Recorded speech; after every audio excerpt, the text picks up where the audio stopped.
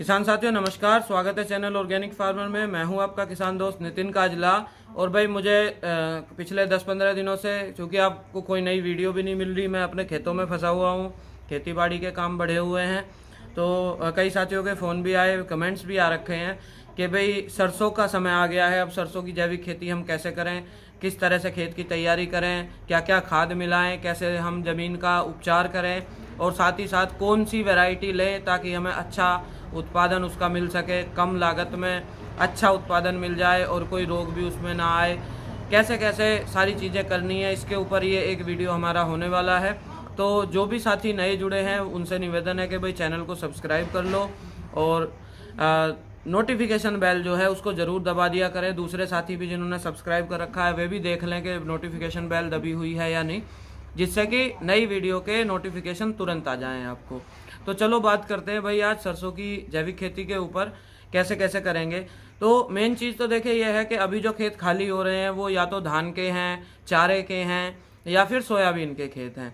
तो इन्हीं खेतों में ज़्यादातर सरसों की बुआई होती है। अभी क्या है कि जो सरसों का जो पौधा है, आप लोग अगर ध्यान देंगे तो उसकी जड़ मूसलाकार जड़ होती है, लंबी जड़ होती है, मतलब 1-1.5 फीट तक उसकी जड़ चली जाती है। तो कोशिश करनी है कि गहरी जुताई हम कर सकें। अच्छा, पहले तो जैसे जो किसान साथियों के धान के खेत हैं वो क्या कर रहे हैं कि भाई मान लिया धान हमने कंबाइन हार्वेस्टर से कटवाया है तो पुआल उसका खेत में पड़ा है। नॉर्मली तो किसान आग लगा देते हैं, लेकिन हम जैविक किसान आग नहीं लगाते अपने खेतों में। तो उस पर वेस्ट डिकम्पोजर का या पूसा डिकम्पोजर का आप अच्छे से उसके ऊपर स्प्रे करवा लो। स्प्रे करने के बाद उसको डिस्क हैरो से एक बार जोत दो, फिर रोटावेटर से जोत दो और उसके बाद अगर उपलब्ध है तो एमबी प्लाऊ, जिसे पलटू हल कहते हैं, मोल्ड बोल्ड प्लाऊ, उसको आप चला दो, गहरी जुताई हो जाएगी। या फिर सिंपल कल्टीवेटर से आप उसको गहरी जुताई उसकी कर दीजिए और खेत आपका तैयार कर दीजिए। खेत की तैयारी में ही आप क्या करिए कि 20 से 25 टन गोबर की खाद 2 साल में एक बार तो ज़रूर डाला करें। और ये थोड़ा सा समय मिल जाता है हमें धान के बाद सरसों बुआई में, सीजन भी अच्छा रहता है, बारिश भी जा चुकी है, गोबर की खाद लगभग पक चुकी है, तो वो 20 से 25 टन गोबर की खाद आप इसमें डाल दो। अगर इस खेत में आपको सरसों के बाद गन्ना करना है तो कम से कम 30 टन आप गोबर की खाद इसमें डालो, प्रति एकड़ की मैं बात कर रहा हूँ।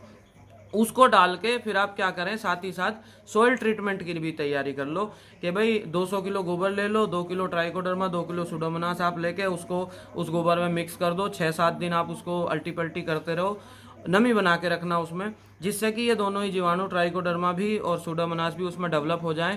और फिर जब आप लास्ट की जुताई कर रहे हो तो इसको 200 किलो को 1 एकड़ में फेंक के, और फेंकने के बाद आप इसकी फाइनल जुताई कर दो और फिर अपनी बुआई की तैयारी आप इसमें कर सकते हो। ठीक है भाई। अब बात ये आती है कि हमें वैरायटी कौन सी लेनी है। तो वैरायटी लेने से पहले हमें ये चूज़ करना है कि भाई हमें काली सरसों बोनी है या पीली सरसों बोनी है। तो अगर काली सरसों की वैरायटी के लिए आप जानना चाह रहे हो तो भाई बहुत अच्छी वैरायटी पूसा की चला करती थी पीछे भी, अभी भी बहुत सारे किसान साथी उसको बो रहे हैं। पूसा गोल्ड के नाम से है, काला दाना, मोटा दाना होता है उसका, और तेल की मात्रा भी उसमें 35-36% होती है। उत्पादन भी उसका जैविक खेती में 7-8 कुंटल आराम से प्रति एकड़ आप ले सकते हो, 10 एकड़ तक भी, 10 कुंटल प्रति एकड़ तक भी ले सकते हो। पूसा की एक नई किस्म पीछे आई थी, पूसा विजय के नाम से, बहुत बढ़िया वैरायटी है। और मैं आपको बताऊं कि बारिश, जैसे बारिश पड़ जाती है तो बारिश में बूंदों से दाने गिर जाते हैं, फली खुल जाती है, उस तरह की समस्या इस वैरायटी में नहीं आती। पूसा विजय आप ले सकते हो। और एक बिल्कुल पिछले साल शायद एक वैरायटी पिछले या उससे पिछले साल आई है, पूसा मस्टर्ड 30 PM30 करके 30 नंबर। तो उसमें क्या, इरूसिक एसिड जो है, जो कोलेस्ट्रॉल को बढ़ाता है, वो थोड़ा कम होता है, 2% से भी कम होता है। या फिर आप हाइब्रिड में अगर जाना चाहते हो तो मैं तो रिकमेंड नहीं करता जैविक खेती में हाइब्रिड करना, लेकिन अगर आपके यहाँ हो सकती है, खेत का कार्बन अच्छा है तो ज़्यादा उत्पादन चाहिए, हाइब्रिड में जा सकते हो। पाइनियर की है 45S46, पहले शायद 42S43 आती थी, या और सिंजेंटा वगैरह के जो भी आपको अपने क्षेत्र में वैरायटी लगे, ये वैरायटी आप ले सकते हैं। अगर वन शॉट मेरे से आप पूछेंगे तो मैं जाऊंगा पूसा विजय के साथ। पूसा विजय लगाइए, बहुत अच्छी वैरायटी है, कम पोषण मांग में बहुत अच्छा उत्पादन, कि ज़्यादा कोई भी किसी तरह का कोई बड़ा रोग इसमें नहीं आता, और 35-36% इसमें सरसों का तेल हमें मिल जाता है। और अगर मैं बात करूं साथियों पीली सरसों की, तो पीली सरसों में मैं तो एक लोकल वैरायटी श्री राम के नाम से चल रही थी मेरे क्षेत्र में, उसको लगा रहा था। इस साल मैंने भरतपुर से NRCYS 0502 0502 कह लो या 0502 आप कह लो, वो वैरायटी मंगाई है। अभी मेरे पास पहुंची नहीं है, पहुंचेगी तो उसे लगा के देखेंगे। बहुत अच्छी बता रहे हैं। पीली सरसों की वैरायटी है वो, और 7-8 कुंटल मतलब 20 कुंटल प्रति हेक्टेयर के हिसाब से उसका उत्पादन बताया है। तेल भी उसमें 42-43% बता रहे हैं। पीली सरसों में ध्यान दीजिए, तेल हमेशा 40% के आसपास होता है, जबकि जो काली सरसों है उसमें 33 से 35 किलो के आसपास तेल होता है प्रति कुंटल के हिसाब से। तो ये बात होगी भाई। और एक महीको कंपनी है, उसका उल्लास करके भी एक पीली सरसों आती है, थोड़ा उसका बारीक दाना होता है, वो भी किसान साथी लगाते हैं। पीली सरसों और काली सरसों में मुख्य तौर पे अंतर यही है कि काली सरसों का उत्पादन थोड़ा ज़्यादा होता है, लेकिन उसका जो टाइम है वो भी ज़्यादा होता है। काली सरसों 135-140 दिन की वैरायटीज़ होती हैं। साथ ही साथ जो पीली सरसों हैं वो लेकर 90 से और 105 दिन में, 115 दिन मैक्सिमम में ख़त्म हो जाती है, मतलब पक के तैयार हो जाती हैं। तो जल्दी, जैसे गन्ने में मैं लगाता हूँ तो पीली सरसों लगाता हूँ, ये चीज़ है। अब बीज की बात अगर हम करें, अगर खुले खेत में आप केवल सरसों बो रहे हो तो 1.25 किलो से 1.5 किलो करीब बीज लगता है, दोनों का ही।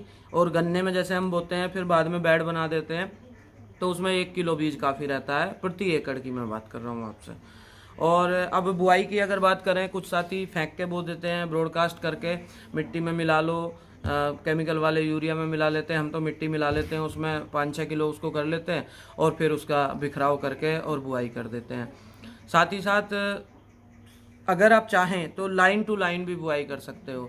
आप इसकी करके देखो, अगर कुछ साथी हौसला कर सकें, इसको करके देख सकें, तो आप 3 फुट पे लाइन ले लो और 6 इंच पे पौधा, इस हिसाब से आप मशीन की सेटिंग कर लो, या लाइन किसी कल्टीवेटर से निकाल के और 6-6 इंच पे पौधा लगवा दो, ये लगवा दो, दाने 2-2 दाने डलवा दो, बहुत अच्छा रिजल्ट इसका आएगा आपको। तो बुआई का काम निमट गया भाई। और सॉइल सीड ट्रीटमेंट की सवाल उठता है कि करना है या नहीं करना है। अगर पंचगव्य बना रखा है तो ज़रूर कर लो, पंचगव्य का लेपन कर दो, नहीं तो आधा घंटे के लिए आप उसको बीजामृत में डुबो के और फिर छाया में सुखा के और तुरंत उसकी उसी दिन बुआई कर दो। ठीक है भाई। अब बात करेंगे हम कि भाई इसको और क्या देना है आगे। तो सरसों में मुख्य तौर पे 2 पानी लगते हैं, इस बात का आप ध्यान रखें। कहीं कहीं पे अगर भी बारिश हो जाती है दूसरे पानी पे, तो फिर दूसरे पानी की भी ज़रूरत नहीं पड़ती। तो जब पहला पानी आप दोगे, पहला पानी दोगे करीबन 35 दिन की या 35 से 40 दिन की उम्र में, एक नलाई लगवा के, निराई गुड़ाई करवा के, और तब आप पहला पानी दोगे। उस पहले पानी में NPK कंसोर्टिया ले लो 2 लीटर, और साथ ही साथ पंचगव्य ले लो 3 से 4-5 लीटर आप ले लो उसको, और इन दोनों को बहते पानी में मिला दो। बहुत बढ़िया, आपको एकदम से पत्तों में खिलखिलाहट आएगी, चमक आएगी, बढ़िया शाइनिंग इन दोनों से हो जाएगी। कंसोर्टिया जो है इसको न्यूट्रिएंट अवेलेबल कराएगा, जो गोबर की खाद हमने डाली थी उसमें से। फिर आप एक चीज़ का और थोड़ा सा देख लेना, सल्फ़र का बैक्टीरिया अगर कहीं उपलब्ध हो जाए तो सल्फ़र का बैक्टीरिया आप इसमें दे दीजिए। या अगर जैविक खेती में सल्फ़र 90% जो है वो 3 से 4-5 किलो तक आप प्रति एकड़ डाल सकते हो। वो अधिकारी के निरीक्षण में डालनी होती है। तो अगर इस तरह की व्यवस्था आपके यहाँ है तो आप सल्फ़र का प्रयोग भी कर सकते हो। साथ ही साथ आप सागरी का 10 किलो जो दानेदार आता है उसको यूरिया की तरह फेंक के भी पानी दे सकते हो, अच्छे रिजल्ट हैं इसके भी। अब इसके बाद फिर आप जो है क्या करो, जब आपका खेत बत्तर आ जाए, मतलब सूखा सा हो जाए, थोड़ा पानी सूख जाए, फिर एक नलाई आप करवा दो, मज़ा आ जाएगा खेत में। और उसमें फिर आपको स्प्रे करना है। उसके बाद पानी के बाद तुरंत नलाई करवाइए, नलाई के तुरंत बाद आपको एक स्प्रे करना है, या तो पंचगव्य का कर दो या जो सागरी का लिक्विड आती है उसका कर दो। बहुत बढ़िया रिजल्ट आपको इसमें नज़र आएंगे। हाँ, अब जैसे कुछ रस चूसक कीड़े वगैरह आ जाते हैं तो उसके लिए आप 5 पत्ती काढ़े का स्प्रे कर सकते हो। साथ ही साथ आप जो है जीवामृत प्लस पंचगव्य मिला के भी स्प्रे कर सकते हो। दूसरा स्प्रे आप कर दो, मतलब आज आपने पहले करा पंचगव्य वाला, सागरिका वाला, फिर उसके बाद आपने कीड़ों का कर दिया, फिर एक स्प्रे आपने फूल आने से पहले कर दिया। जब फूल आ जाए तो उसके बाद आप खेत में मत घुसना।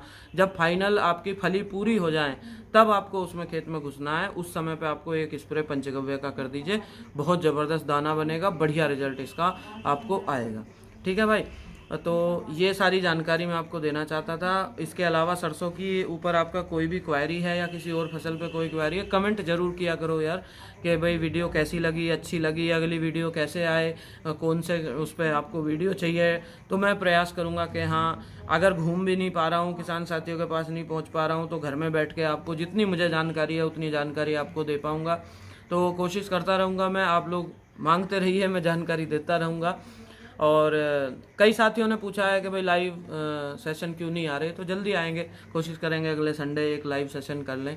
समय की थोड़ी ऐसी रहती है, अभी धान कटने वाली है। जिन साथियों को चावल चाहिए, ऑर्गेनिक चावल चाहिए, वो मुझे कमेंट छोड़ दीजिए। बासमती चावल है मेरे पास, गुड़ शक्कर भी अभी बनने वाला है, तो उसके लिए भी आप कमेंट छोड़ दीजिए। कमेंट में नंबर ज़रूर छोड़िए ताकि मैं आपको संपर्क कर सकूं। मेरे से नंबर मांगने की बजाय आप आपका नंबर छोड़ दीजिए, मैं कोशिश करूंगा कि मैं आपको फ़ोन करूं। तो भाई किसान साथियों, अगर ये जानकारी आपको अच्छी लगी है, जाहिर सी बात है अच्छी ही लगी होगी, काम की लगी होगी, तो वीडियो को आप लाइक कर दीजिए, वीडियो को शेयर करके जाना और चैनल को सब्सक्राइब करके रखो। नोटिफिकेशन बेल भी ज़रूर दबा दिया करो, ऑल कर दिया करो। उसमें नोटिफिकेशन में कितने नोटिफिकेशन में एक ऑप्शन आता है कि ऑल, क्लिक टू ऑल कर दिया करो ताकि आपको सारे नोटिफिकेशन हमारे चैनल के मिलते रहें। और बहुत बहुत धन्यवाद साथियों, आपने संयम के साथ वीडियो देखा, पूरा देखा। तो चलिए फिर अगली किसी वीडियो में मुलाकात होती है, तब तक के लिए धन्यवाद, नमस्कार।